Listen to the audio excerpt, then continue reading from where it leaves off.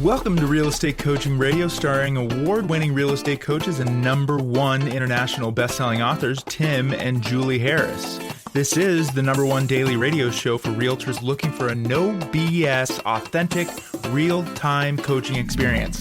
What's really working in today's market, how to generate more leads, make more money, and have more time for what you love in your life. And now your hosts, Tim and Julie Harris.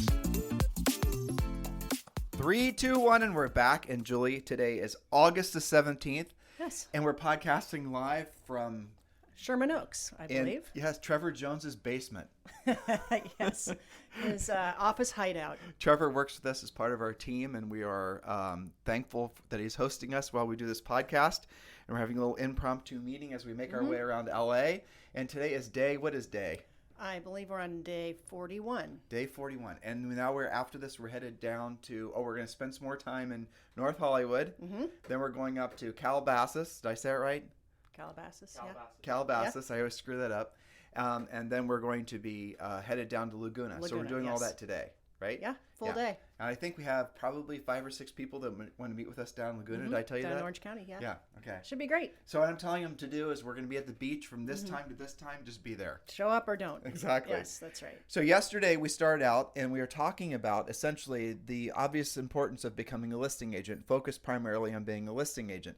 And there was some interesting feedback. I probably had 5 or 6, forms of communication through Instagram and through people texting us, where they seemed to appreciate the clarity that we gave them with regards to the importance of really pivoting towards being a listing agent primarily. Mm-hmm. One of the things, I did get a couple of people that were pushing back a little bit against the concept because they'd only been in the real estate business since, say, 2018, 2019. Sure. And they'd only come in the business during the advent of essentially where everyone was saying, buy leads, build teams. We talk about this on the podcast every single day. And the reason that we drive down on this is because ultimately we want you to understand the importance of building a business that is essentially a duplicatable, predictable business, and that is a listings-based business. Because when you're buying business and you're buying leads and you're doing all these other types of things, it's not predictable, it's not duplicatable. And Julie and I like to say, because it's definitely true, is real estate is the simplest business on planet Earth that people like to make incredibly complicated. This is true, and there's so many different ways to complicate, overthink, overanalyze.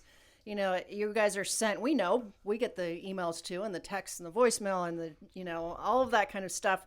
Every day you're bombarded with ways to blow your money in the hopes that maybe the world will rain down real estate leads upon you. And then when that doesn't happen, or sometimes you get what you think are leads, but they never turn into anything, and you call to complain to those companies, they just say, well, you haven't been doing it long enough, you haven't spent enough, maybe you need to upgrade. And so you wait another 90 days and see if that works. We call that hopium. It's not predictable. It's not duplicatable. So when you simplify and you use our 7-step listing process, and when you become primarily a listing agent, and you know your magic number of listings, that's the number of listings you have to have at all times to meet or exceed your monthly production goals, it actually becomes so much more simple. It's almost freeing in a way. And, I think that there are a lot of agents that believe, and I think our recent market has made this worse, that everything in real estate is unpredictable all the time. Mm-hmm. And that you are subject to whatever the real estate gods, with a small g, whatever the real estate gods throw your way. And it's like the luck of the draw. And then, I've even had some coaching clients come to me on a coaching call and say, I brought that thought to my broker, my office manager. Why is it feast and famine all the time? And they said, well, that's just how real estate is. Get used to it. Well, but the reality of it is that is the way it is for most people. And that's the reason most people in this industry fail out. Mm-hmm. I actually wrote it on my things to do list, but I haven't done it yet. I think it's something like it's over 90% are failing within 24 months or less. And you and I had the theory that the number of failures is actually the number of people staying in the business. There's more people getting into the business, but they're failing out faster, basically. I believe that to be true. And really the essence of the reasoning why we think that's true, and it only makes sense, is because of the fact that you have a lot of agents that are trying to essentially buy their business. So if you get into the real estate business and you're starting to buy your business, and you've never come across Julie and I or our best-selling book, Harris Rules, and you're essentially listening to the all the noise about essentially buying business, building teams, working on your brand, working on social networking, doing all this passive stuff. Ultimately, the problem is that you are not going to, that stuff, when it does work, if it does work, it takes too long to make it work, which means ultimately you're not going to be able to financially afford to stay in the business. I personally don't think people fail out of this business because they don't have the aptitude or the desire to be successful in it. They fail out of this business because they choose the wrong path. And that's really the essence of what today's show is about and really our coaching program. That's right. They spin their wheels spending too much time, too much money, too much mental, sometimes even physical labor. Working with buyers is physical labor, working with listings is mental labor. And then they sort of time out or they max their credit card out and it becomes too late for them. And that's really sad. And we're here to try and prevent that. And really the bottom line way to prevent that, guys, is just focus all your best energies every single day on being a listing agent, because when you're a listing agent, you have leverage. And I realize that we're really the only ones in the industry that are saying that. But the truth is that you can be a listing agent, and the nice thing about being a listing agent is you could generate all the listing leads proactively. In other words, you don't have to buy them. And furthermore, you don't have to spend your money on any of the things that you're being told you have to spend your money on if you're going to primarily focus on being a listing agent. And Julie and I can give you countless examples. I mean, just here in LA, Jade Mills and all these other people, they were primarily listing agents, and as they became more successful at being listing agents, then they became more famous and people started to realize who they were because they were to see their names attached to some of the biggest sales in town.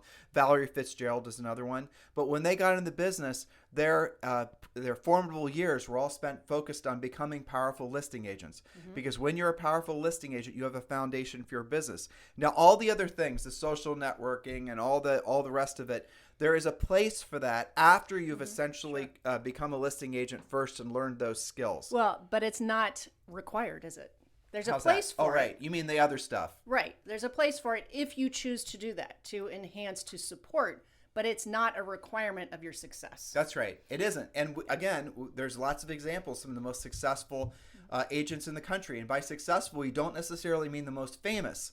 So the most successful agents in the business, agents that have been in the business for decades, agents that have been in the business to the point where they've accumulated, they're legends basically in the industry. Yes. You don't know who they are because they're not spending the money to build a brand and try to make themselves They're famous. not leading with that. They're Exactly. leading with profit because profit is their product, right? They're leading with their own profitability, which at the end of the day is what gives them freedom. That's right. So as you get more of that, the whole fame thing starts to melt away and become less important. Because you don't care about it anymore. You don't care. It doesn't matter. Because you realize you're in tune with what your highest purpose is, which is being of service to other people. And by being of service to other people, in order to be of service to other people, you have to have a high level of skills. And when you have a high level of skills, people are going to be attracted to you. You're going to make more money. And at that point, when somebody calls you and tries to sell you a lead or tells you how you need to, build your brand to be successful, you see through the lie. Yes, and one of the things I'm most proud of is when I see our coaching clients, because they have their own private Facebook page to share their challenges and victories, and they'll post a little clip of somebody trying to sell them leads, and their response like, "No, thank you, I'm good. I know how to produce on my own." And that's like a badge of honor to them that they have figured that out to be predictable and duplicatable. And to be a powerful listing agent, that means that you have the ability to go get listings at will. You know how to do it. You know how to compete. You know how to win. And one of the things that I also love is some of our newer coaching clients, they've sent me some private messages that have said, and some of them have shared this on the Facebook Live sessions where they say, with Premier. Yeah, they say, I love this. They go, I've seen what buyer's agents are going through right now. I don't want any part of that. I'm going to be a listing agent first. These are some newer agents that are doing this. And they say, you know what? I've prioritized getting my pre-listing package. I'm going to have an actual plan. I'm going to learn my scripts, and I will be a listing agent. And I'm so proud of them for getting that, for not being polluted by the never-ending barrage of crap they're sent in their email. It's like there's a tribe of people out there. It's almost like a subculture in real estate that's bought into this belief that you have to buy your business, that you can't create your own business. And it really does go to the idea that essentially you're going to be dependent or independent in your business in your actual life. But I'll tell you something, it is also fascinating. You and I are not just basing our opinions on our opinion, right? We're basing it on the science. Right. We're basing it on facts. And for example, if you look at the studies that have been done on long-term lead follow-up, for example, if you look at the studies that have been done on agent websites, for example, if you look at the studies that have been done on all the other things that you guys are confused about whether you should be focusing on or not, if you do the homework and you do the research, or if you just listen to past podcasts, you'll realize those things are not just highly ineffective. Sometimes they're just absolute wastes of time. Inman did a great article Teak Wiggins wrote it, and where he was talking about the fact that agent websites on average, and he got most of his research from the National Association of Realtors, agents' websites on average attract 0 leads, generate 0 transactions per year. Not just light or, a few leads now and then, actually 0. Right, and CRMs and long-term feed follow-up and drip campaigns and all that stuff, incredibly ineffective. That's right, and that's why in our coaching program we teach you not just one but many different ways to actually proactively self-generate those listings. Now, that brings us full circle back to what we started yesterday with our series. I kind of mentally call it listings versus buyers, who's going to win, right? And so when you have listings, and I'm so excited, I read an article this morning that said 35 of the top, I think it was 200 markets. And, what is that defined as? Towns that are big enough that they have stats, right? Right. 35 towns that they're no longer towns, they're called cities. They're cities. Like there's actually stuff going on there. Yeah. Okay, so 35 out of the top 200 or so are experiencing price reductions now. Yep. And I'm excited about that because that shows a little turning of the market. It shows that days on the market are longer. Austin just surpassed 2,000 actives again today. We did that maybe 45 days ago. And what I watch is, and you guys can see this in your hot sheets, you watch that the amount of inventory goes up. At the same time, you get a bit more price reductions. A lot of it's in the high end right now. And at the same time, you see the days on the market creeping up. So for example, Austin is almost back to a 30-day marketing time. Now, our agents that are used to having 30 seconds on the market are freaking out. Those are the ones that need to get their skill set up fastest. But I'm excited about it because when you have a little bit longer marketing time, the magic number works extremely well because your listings generate other listings. Well, so you're saying the listing agents who have never had to work in a transitioning market don't necessarily know how to handle the relationship with their sellers. Yes. That's true. But really where these agents that are low skills based, that got their business mostly from centers of influence of past clients, for example, where they're going to have the biggest struggles is managing the expectations of those sellers. Yes. And the seller's expectation is the house stays on the market exactly 22 seconds. Exactly. And that's where those listing agents are going to lose those listings. And that's where you're going to see, as we enter into the end of the year, a dramatic uptick in expired listings. Yes, that's right. And frustrated FSBOs, unrepresented owners, and all the other normal sources. I mean, in our Premier Coaching Program, we teach you other 20 different sources of seller lead generation. And I think all of them, except maybe, now I think about all of them, but maybe 2 cost nothing. Right. And even the ones that cost something like probate, for example, is minimal. I was trying to think of probate. Probate is one. And sometimes maybe if you want to buy really well research notice default leads, things like that. Yeah. But you can get all that stuff yourself. The moral of the story is when you are a proactive lead generator and you're primarily focused on listings, an adjusting market excites you. When you see the days of the market extending, you're happy about it. It creates opportunity for you because that's when it goes from a market that's based on who you know to a market that's based on what you know. Which is easy to cure. It's easy to correct. You just have to come to terms with the fact that you've got to upgrade your skills.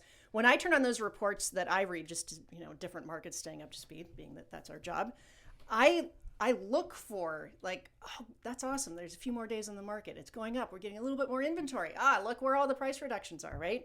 So these agents that believe that if it doesn't sell in one weekend, that they don't know what to do. Those are the agents I fear for the most. The ones that I'm not worried about are the ones who have been through this before. They know that listing inventory causes more listing inventory, and they know, and these are the agents that everybody else should live in fear of. They know how the game works. They know to set the expectations of the sellers, to have those conversations.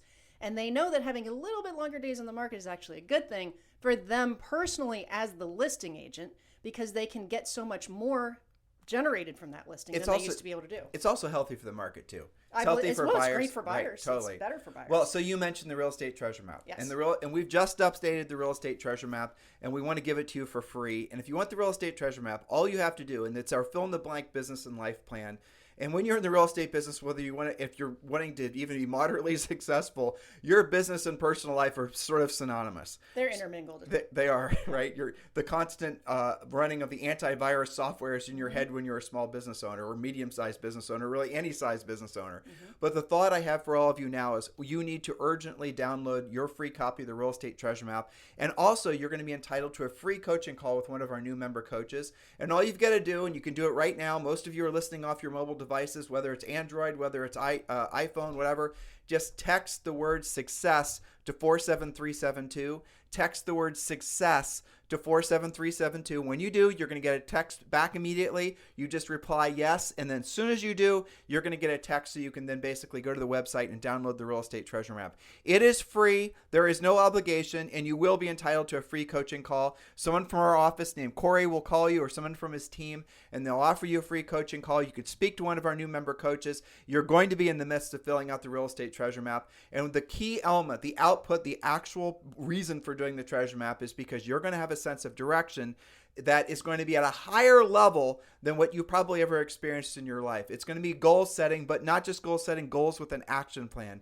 But what it's primarily going to focus you on is helping you remove the 800-pound financial gorilla on your back, which is accompanied with most real estate agents' businesses because they do not yet understand the importance of having their magic number of listings at all times. Magic number of listings at all times is a simple formula that breaks through all the BS, all the Mickey Mouse of real estate, and just focuses on you building to and maintaining a magic number of listings at all times. And when you have that magic number of listings at all times, you will have very consistent cash flow.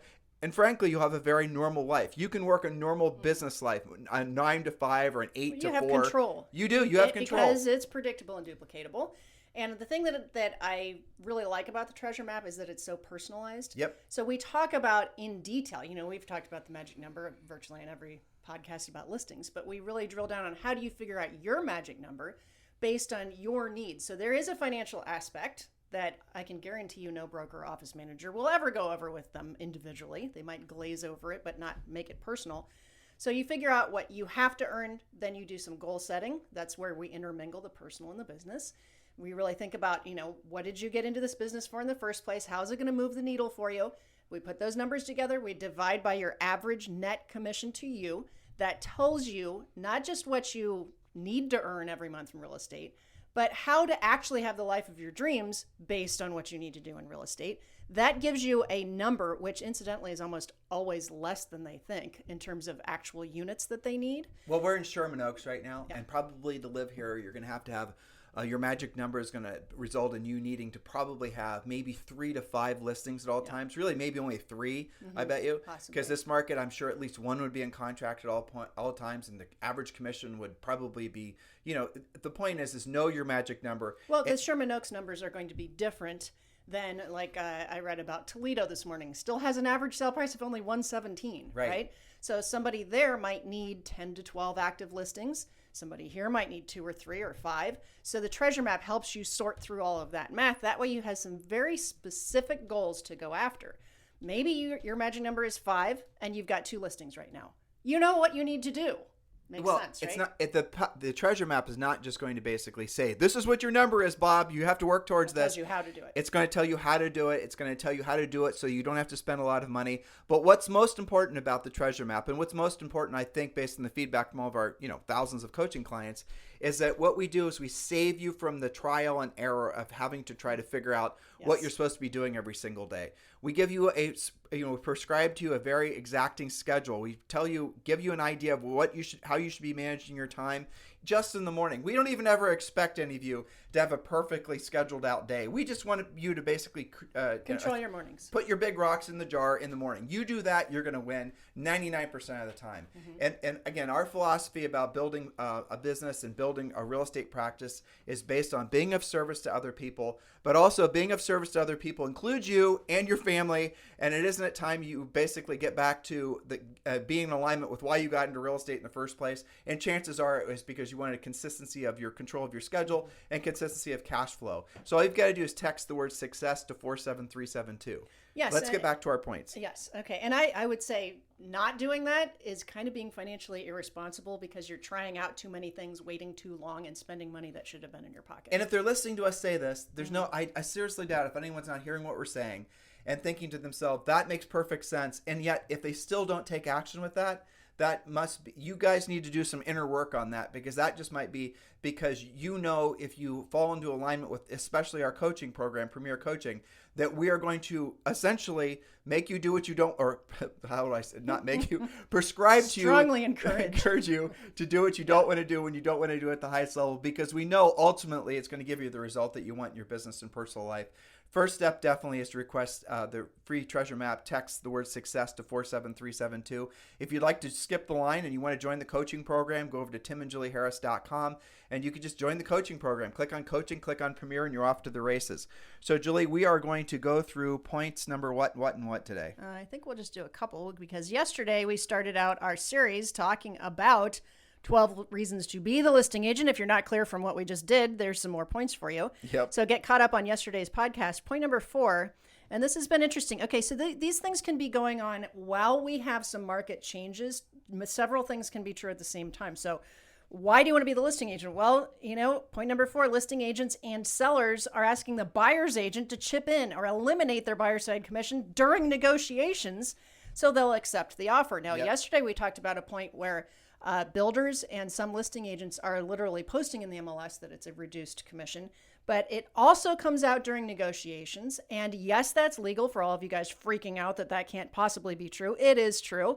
And I don't like that, because it puts the buyer's agent in a position to be, mixing their income into it. These next points are similar to that one, so let's go through point 5 and 6 relatively quick. Yes. Point number 5, buyers having to ask Being asked to pay out of pocket for buyers agents commissions. That's starting to happen in different markets. We talked about that on yesterday's podcast. If you want to go back and listen to that, there's a lot of reasons to believe that in the near future, a buyer's agent commission will no longer be an entitlement to as part of the transaction. In other words, there's reasons to believe, legal reasons to believe, that going forward, the buyer's agent, like a listing agent, is going to have to overtly, through a sales type presentation, show to the buyer why they're worth the commission or why they're worth the fee that they're charging. Which is the next point. Sometimes the buyers are having to finance it in. Go ahead. They're having to ask, for the buyer side commission to go into their loan. Sometimes that works and sometimes it isn't. So point number 7,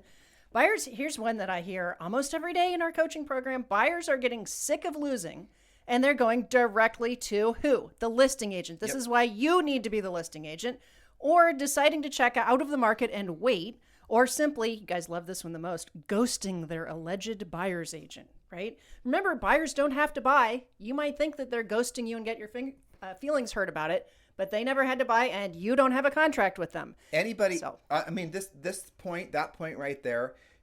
So I'm a firm believer that the market will always, buyers and sellers, I do believe that buyers will always want buyers agents. I do too. Because there's an inherent value that comes to having an experienced, really great buyers agents. True.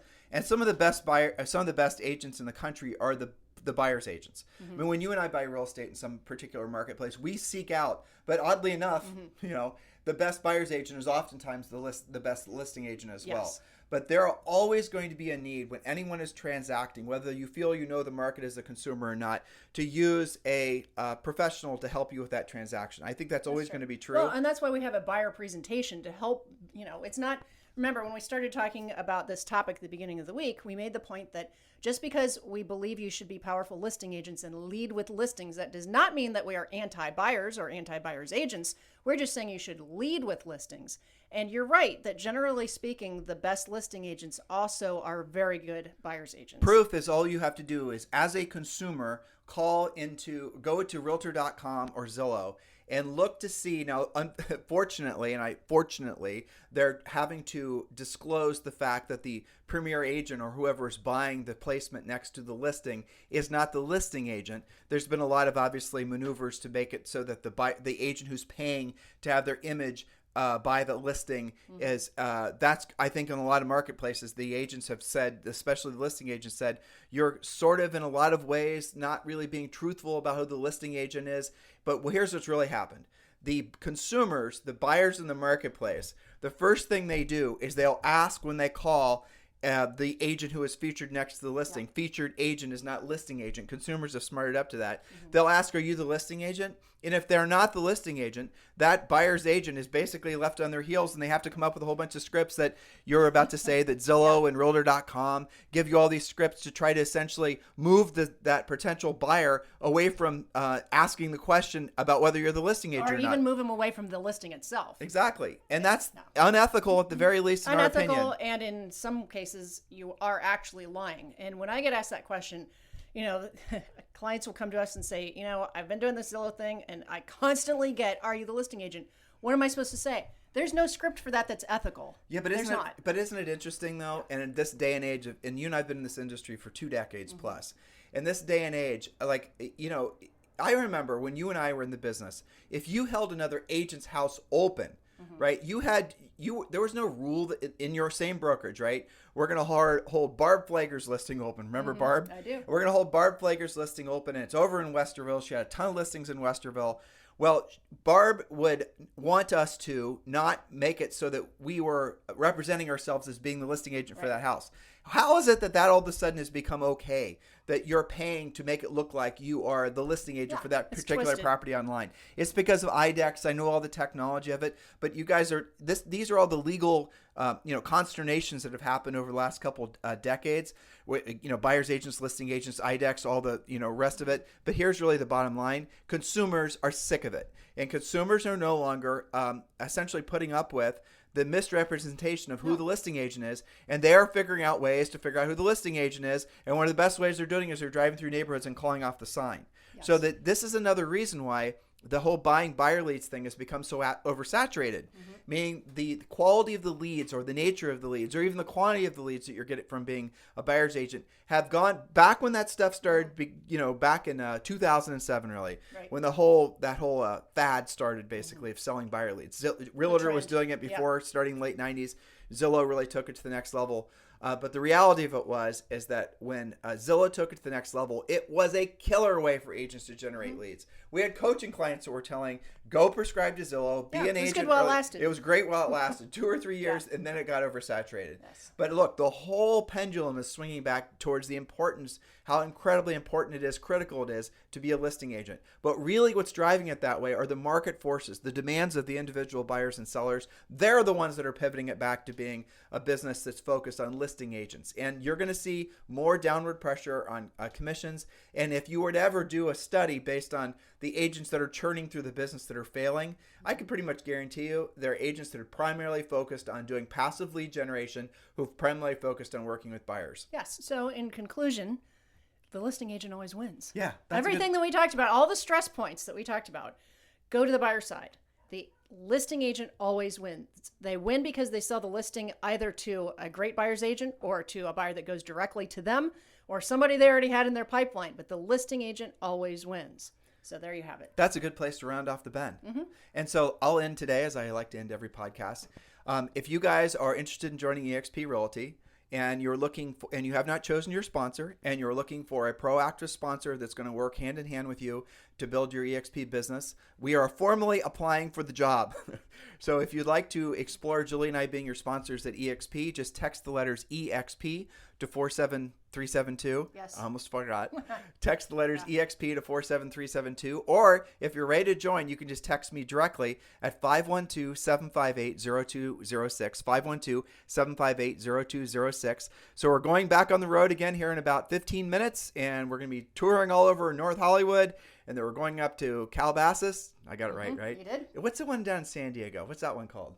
Trevor, do you remember that one's called? Escondido, Carlsbad.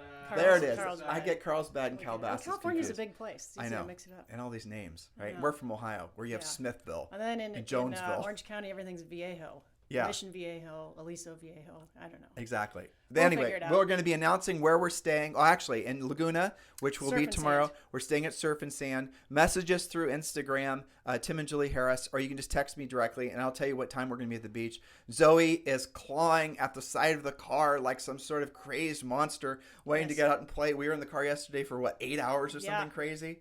But it was a cool drive down. It was a cool drive. Yeah. We saw elephant seals and all kinds of cool stuff. So come visit us tomorrow in Laguna. We're going to be there the next day as well. Whether you have kids or not, but if you have kids especially, bring your children so Zoe has playmates. If you can't find us, listen, because you usually will hear Zoe before you see her. That is definitely true. Yeah. So in the meantime, if you guys need us for anything, remember you can always text me directly. Text, don't call, 512-758-0206. Have a fantastic day, and we'll talk with you on the show tomorrow. This podcast is a part of the C-Suite Radio Network. For more top business podcasts, visit c-suiteradio.com.